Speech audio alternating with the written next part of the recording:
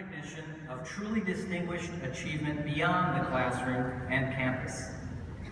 Today, Oakland University is proud to confer an honorary degree upon an outstanding citizen. I invite Mary Fisher to rise and step forward.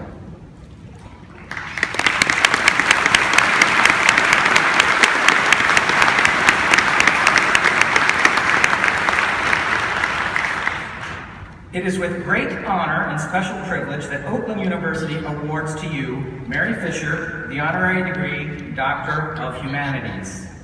The university wishes to recognize your transformative accomplishments as a leading humanitarian. You have demonstrated distinguished accomplishments and service within the scope of the arts, letters, sciences, professions, and public service as recognized and supported by the university. We honor you for contributing to the betterment of society and culture around the globe through your exceptional work as a philanthropist, author, and artist. Your work profoundly contributes to a deeper understanding of HIV/AIDS and demonstrates your commitment to giving voice to those facing discrimination, poverty, and powerlessness. You demonstrated courage by sharing your own story in order to lift the shroud of silence surrounding HIV/AIDS and challenging the nation to set aside prejudices and politics to make room for compassion and sound policy.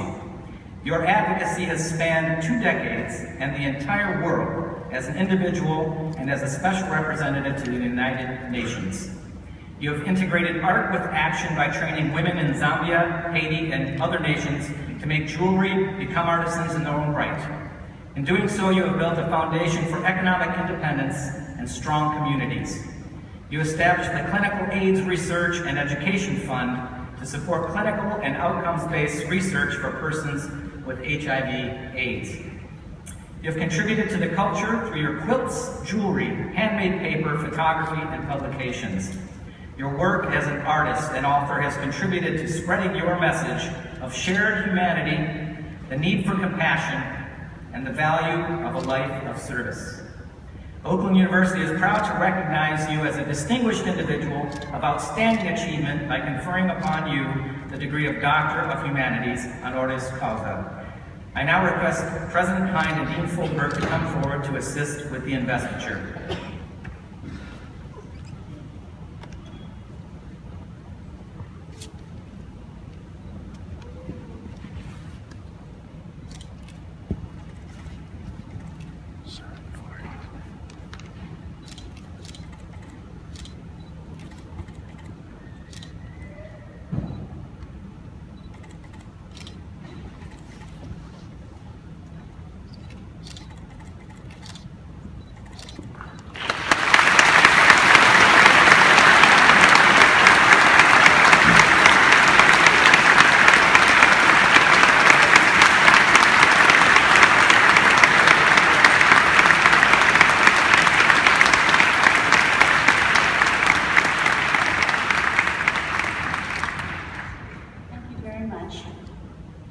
I'm deeply indebted to you, Dr. Hahnemann, to your distinguished colleagues for this generous Doctorate of Humanities.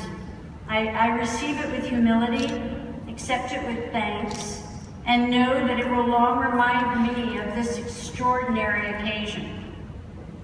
I am honored by the degree you have conferred, and I am even more deeply honored to be addressing the first graduating class of this institution. Charter Class of 2015, you have completed a rigorous curriculum. You have proven yourself academically and scientifically qualified. You have earned your degree. What will now be tested is your character. And your character will dictate whether a patient is a number, a research subject, a medical mystery, or a partner. I've been a patient far longer than you have been physicians. I've known clinicians who knew my diagnosis but not my name, who examined me with the same devotion they'd have shown a mushroom. But if Beaumont School of Medicine has been successful, you will leave understanding intimacy. You'll know that when you ask my medical history, You are asking me to confide in you as an act of intimacy. Even if I had not survived a radical bilateral mastectomy, when you look at my chest, your very looking is an act of intimacy. I permit you to touch me only so long as you remember you are touching me. And I allow you to probe and observe only so long as you remember that these are acts of intimacy. Intimacy demands trust.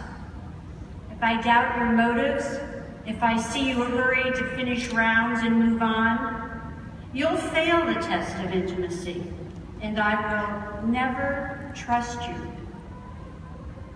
Intimacy requires vulnerability.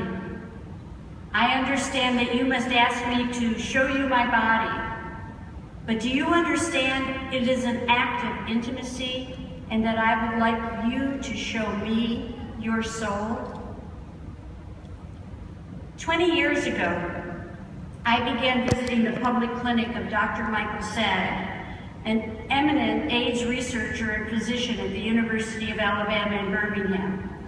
In 1993, Mike introduced me to Billy Cox, one of Mike's patients with AIDS, a man of great courage and humor, and an absolute commitment to defeat his own AIDS.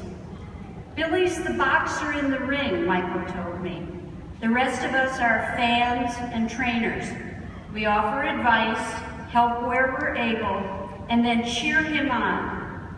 But truth is, he's the one that keeps us going. It's not the other way around. Late in 1994, I was speaking to a large audience in Alabama.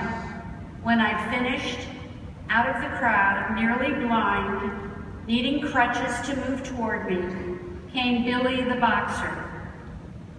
Came to give you a hug, he said. We all need a little support. 6 weeks later, 7 years, 4 months, and 3 days after he tested positive for HIV, Billy Cox died.